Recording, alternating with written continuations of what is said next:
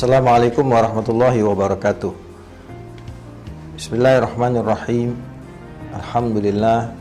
Alhamdulillahilladzi amarana bisyami syahri Ramadan wa nadaba layaliyahu alal qiyami wa tilawatil Qur'an.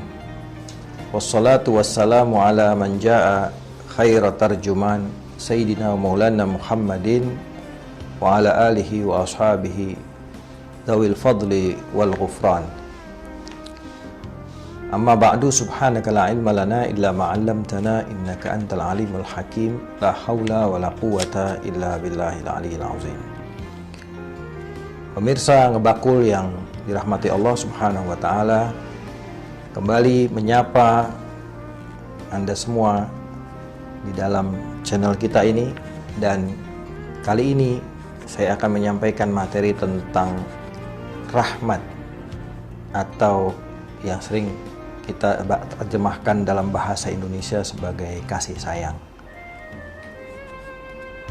Kalau kita berbicara rahmat, maka waktu kita tidak akan pernah cukup untuk berbicara panjang lebar soal ini.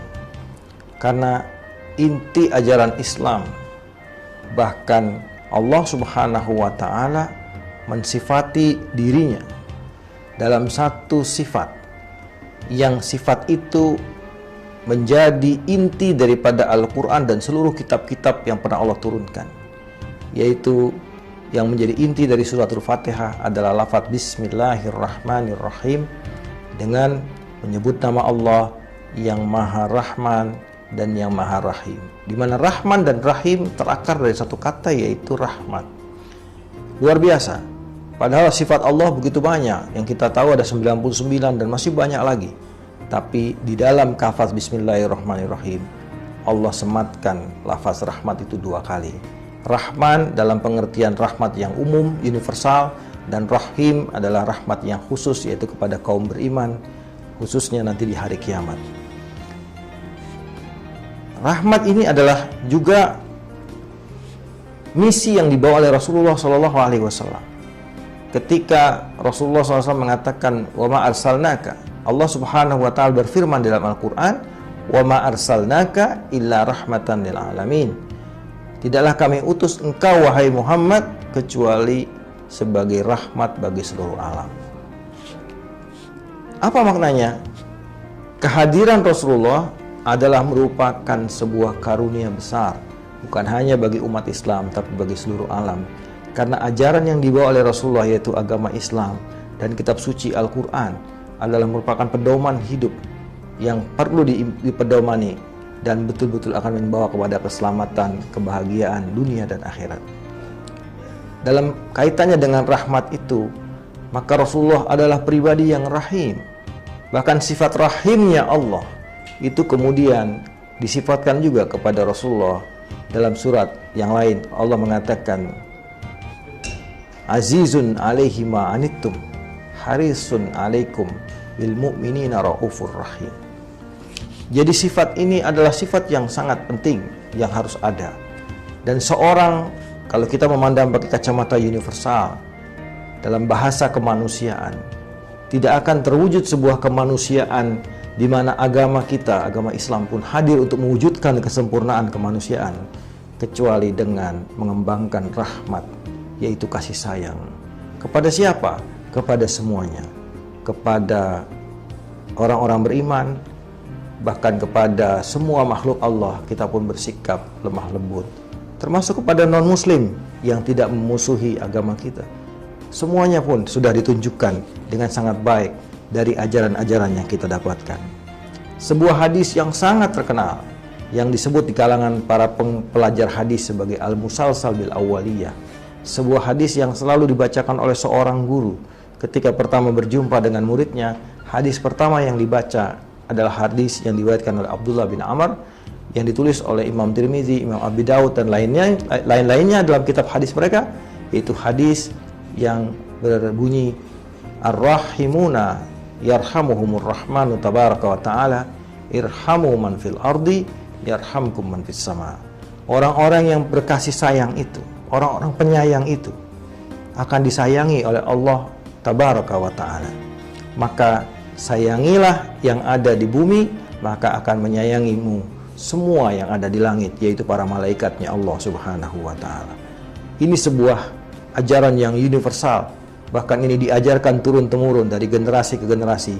Hadis musalsal bil awaliyah ini seakan menjadi penegasan bahwa beragama itu dimulai dengan kasih sayang, beragama dimulai dengan rasa cinta, bukan dengan kebencian, bukan dengan amarah, bukan dengan dendam, tapi agama adalah merupakan kasih sayang yang akan membawa kepada kedamaian hidup di dunia ini. Para sahabat ngebakul yang dirahmati Allah Subhanahu wa Ta'ala, dalam hal ini ketika kita bicara tentang rahmat, maka Rasulullah SAW pernah bersabda begini, budala'u ummati la yadkhulunal jannata bikathrati sholatin wala siyamin walakin yadkhulunaha bisalamatis sudur wasakha'in nufus warahmati li jami'il muslimin.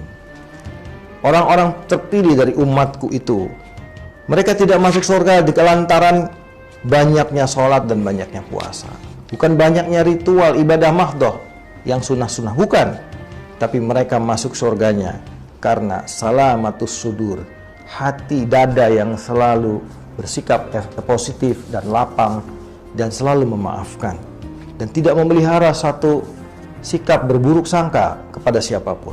Itu namanya salamatus sudur, bersih dari sifat-sifat tercela, batinnya, hatinya selalu bebas dari sifat-sifat yang tidak baik. Yang kedua, sakhaun nufus, jiwanya itu betul-betul dermawan, senang memberi, senang membantu, senang menolong dalam keadaan apapun. Apalagi era sekarang ini, zaman seperti corona yang mewabah sekarang ini, banyak orang yang tiba-tiba jatuh miskin, apa yang disebut OMB, orang miskin baru. Ya, kemarin masih punya penghasilan, kemarin masih punya warung, kemarin masih punya toko, sekarang sudah jadi pengangguran. Kemarin masih jadi supir taksi online, kemarin masih ini, masih itu, semuanya sekarang hilang. Dan ini orang-orang yang membutuhkan kasih sayang kita. Maka sakhaun nufus, kedermawanan jiwa, kedermawan hati, ini harus di era sekarang ini harus betul-betul menjadi karakter yang mewarnai kita sehari-hari. Dan yang ketiga yang menjadi ciri daripada orang-orang terpilih adalah ar-rahmati li jami'il muslimin, yaitu orang yang sifat kasih sayang kepada seluruh kaum muslimin, kepada sesama saudara seiman. Dan ini yang menyebabkan tiga hal ini, yaitu salamatus sudur, hati yang lapang, dada yang lapang, dan kemudian sakhaun nufus, dermawannya jiwa, dermawannya diri, dan juga warahmati li jami'il muslimin, yaitu rasa kasih sayang kepada semua kaum muslimin yang mengantarkan mereka masuk ke surganya Allah Subhanahu wa Ta'ala. Bukan banyaknya puasa, bukan banyaknya sholat, artinya yang sunnah-sunnah. Dalam hal ini kita patut mengambil satu ibrah, satu pelajaran dari kisah yang terjadi pada seorang khalifah Amirul Mukminin Umar bin Khattab radhiyallahu anhu. Satu malam beliau berjalan dan kemudian mendapati sekelompok orang-orang yang berkumpul, teman-teman. Ya, kalau bahasa anak sekarang lagi hongkong kongko, kira-kira begitu. Anak-anak muda, ya. Sayyidina Umar tiba-tiba terbesit di hatinya kekhawatiran bahwa nanti ada pencuri yang datang kepada mereka. Lalu kemudian beliau bergegas kepada rumahnya Abdurrahman bin Auf. Abdurrahman bin Auf diketuk pintunya. Beliau menjawab, "Ada apa Amirul Mukminin malam-malam seperti ini?" "Begini, itu ada sekelompok orang yang berkumpul. Mereka sahabat, saling bercengkerama. Saya khawatir kalau mereka di situ nanti mereka menginap sama-sama, kemudian nanti tidur bareng-bareng di situ. Lalu ada pencuri datang dan kemudian berbuat sesuatu yang tidak baik kepada mereka. Ayo temani saya, kita pergi ke tempat sana." Apa yang dilakukan Sayyidina Umar bersama Sayyidina Abdurrahman bin Auf radhiyallahu anhuma berada di tempat perkumpulan itu tanpa mengganggunya dan menjaganya sampai fajar, sampai mereka tidur. Dan kemudian setelah waktu subuh Sayyidina Umar membangunkan mereka, "Wahai orang-orang yang ada di sini, bangunlah, sholatlah. Dan kemudian sampai mereka kemudian bergerak untuk sholat pergi, barulah Sayyidina Umar bisa kembali. Betapa seorang Amirul Mukminin mau melakukan perbuatan ini, rela untuk begadang hanya untuk menjaga mereka-mereka yang sedang bersenang-senang berkumpul bersama para sahabatnya, takut ketiduran dan takut ada pencuri yang datang ke sana. Betapa rahmatnya begitu besar pada diri seorang Khalifah Umar bin Khattab, sehingga dari situ kemudian Sayyidina Umar betul-betul memiliki jiwa kepemimpinan yang luar biasa. Termasuk diantaranya adalah jiwa kasih sayang yang sangat besar kepada rakyatnya, sampai demikian adanya. Inilah contoh yang perlu kita teladani dalam perjalanan para pendahulu kita, dan jadikanlah ini sebagai inspirasi bagi kita. Sudah seberapa jauh kita menerapkan kasih sayang ini dalam kehidupan kita? Janganlah kita orang yang berorientasi kepada diri sendiri, menyenangkan diri sendiri, tapi lupa bahwa kita patut berbagi kasih sayang kepada sesama. Kasih sayang itu bahkan Allah masih simpan 99 nanti di akhirat. Allah baru turunkan satu kasih sayang dari 100 kasih sayang.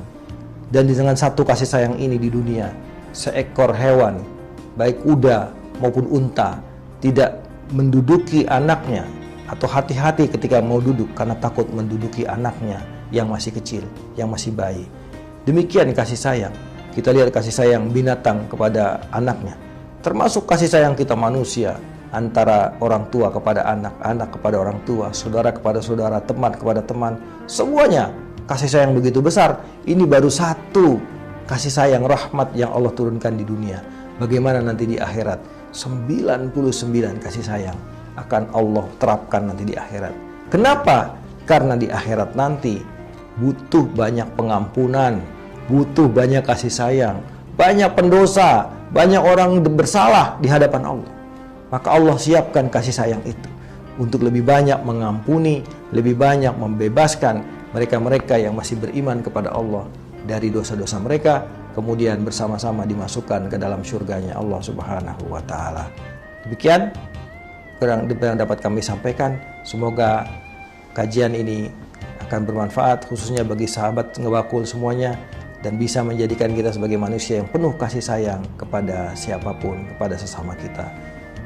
Hadanallah wa iyyakum ajma'in wal afu minkum wallahu muwaffiq ila aqwamit thoriq. Wassalamualaikum warahmatullahi wabarakatuh.